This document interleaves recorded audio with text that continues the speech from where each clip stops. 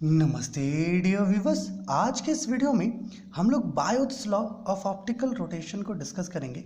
देखिए मेरे प्यारे व्यूवर्स, इसके पहले हम लोगों ने ये समझा कि ऑप्टिकल रोटेशन क्या होता है, ऑप्टिकली एक्टिव सब्सटेंस किसे कहते हैं, ओके।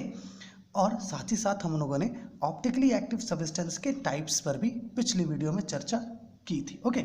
वहाँ पर हम लोगों ने देखा कि जो ऑप्टिकल रोटेशन है इसे सबसे पहले फ्रैंकोइस अरागा ने 1811 में ऑब्जर्व किया था, है ना। ऑप्टिकल रोटेशन जो फिनोमेनन है इसे सबसे पहले फ्रैंकोइस अरागा ने 1811 में ऑब्जर्व किया था।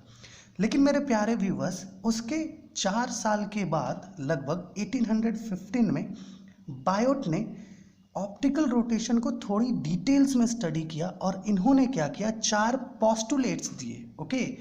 बायोट ने टोटल 4 पोस्टुलेट्स दिए जिन्हें हम लोग बायोट्स लॉ ऑफ ऑप्टिकल रोटेशन कहते हैं। और आज हम लोग उन्हीं 4 पोस्टुलेट्स को यहाँ पर समझने वाले हैं, ओके।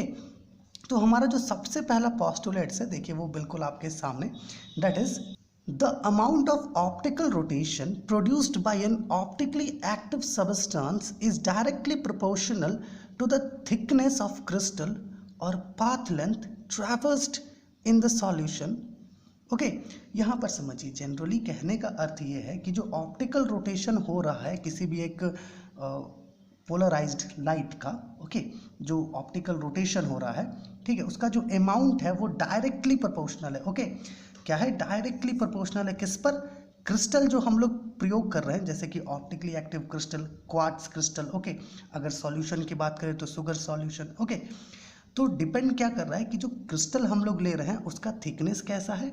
साथ ही साथ मान लीजिए कि आपने क्रिस्टल की जगह पर सॉल्यूशन का प्रयोग किया है, सॉल्यूशन लिया है, तो उस केस में जो हमारा लाइट है, जो पोलराइज्ड लाइट है, वो सॉल्यूशन में कितना पाथ ट्रैवर्स करेगा उस पर डायरेक्टली प्रोपोर्शनल होता है। कौन?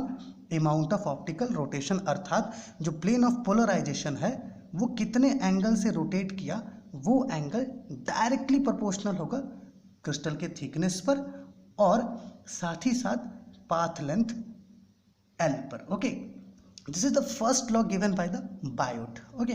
दूसरा जो लॉ था बायोट का वो कुछ इस प्रकार से है कि the amount of optical rotation for a solution is directly proportional to the concentration of the solution.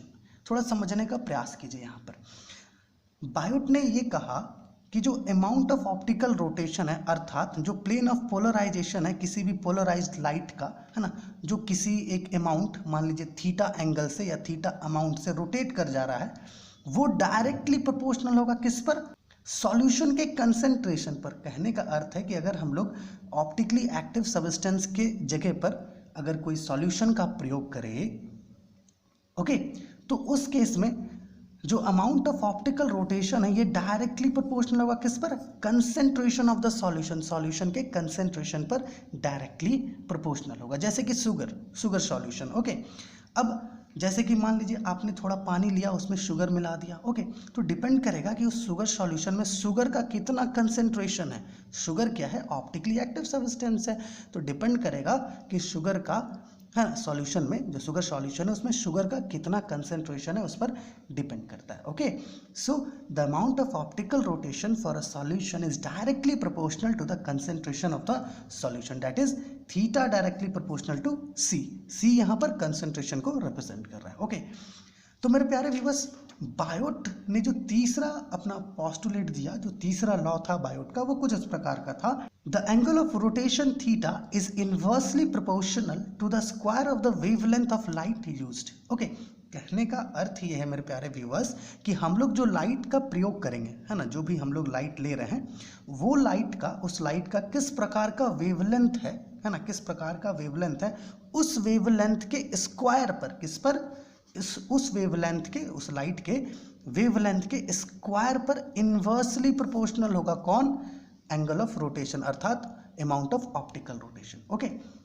That is theta inversely proportional to square of wavelength, okay.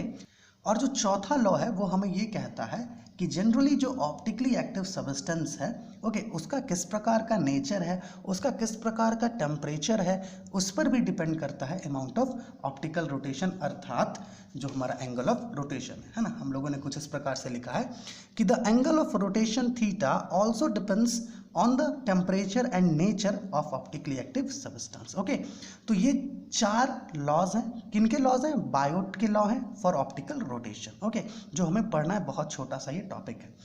Generally 1811 में फ्रैंकोइस अरागा ने ऑप्टिकल रोटेशन को observe किया है ना, लेकिन वो थोड़ा detail में स्टडी नहीं कर पाए। तो फिर बाद में क्या हुआ, 1815 में बायोट ने इसे थोड़ा सा डिटेल में स्टडी किया और इन्होंने ये 4 पोस्टुलेट दिए। ओके, इसके बाद हम लोग क्या करेंगे, फ्रिजनल्स थ्योरी ऑफ ऑप्टिकल रोटेशन को डिस्कस करेंगे। तो मेरे प्यारे व्यूअर्स, अगर आपको कहीं पर कुछ समझ में ना आया हो तो प्लीज़ कमेंट कीजिए, ताकि हम लोग आपका जो डाउट है उसको क्लियर कर सके। ओके।